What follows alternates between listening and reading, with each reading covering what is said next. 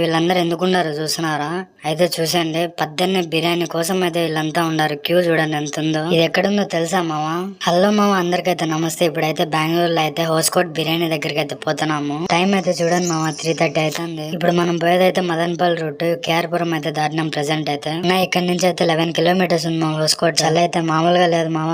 ఇదే మామ Hoskote toll gate అయితే. ఇదే మామ హోస్కోట్ లో ఉండే మనీ దమ్ బిర్యానీ. ఇది చూడండి మామ, ఇప్పుడైతే రైస్ వేస్తున్నారు మామ బిర్యానీలో అయితే. అప్పుడైతే క్యూ కట్టేశారు మామ. టోకన్స్ అయితే ఇచ్చినారు మామ. ఇక్కడ లాస్ట్ వరకు అయితే చూడు మామ, ఇక్కడికి వచ్చినప్పుడు అయితే యూజ్ అవుతుంది ట్రిక్. మటన్ బిర్యానీ అయితే ఒకటైతే 280 మామ. ఒకటైతే మనిషికి అయితే ఫుల్ అవుతుంది మామ. దీంట్లో కూడా బిర్యానీనే మామ. ఫైనల్ గా 2 గంటల క్యూలో నిలబడి ఉంటే బిర్యానీ దొరికింది మామ. బిర్యానీ అయితే బాగుంది మామ, ఒకసారి అయితే టేస్ట్ చేయొచ్చు. ట్రిక్ అయితే ఏంటంటే మామ, ఇద్దరైతే వస్తే బెస్ట్ మామ. టోకెన్ ఒక లైన్ లో వేస్తారు, బిర్యానీ అయితే ఒక లైన్ లో వేస్తారు. ఈ పక్క కూడా ఆ పక్క కూడా నిలబడితే సరిపోతుంది మామ.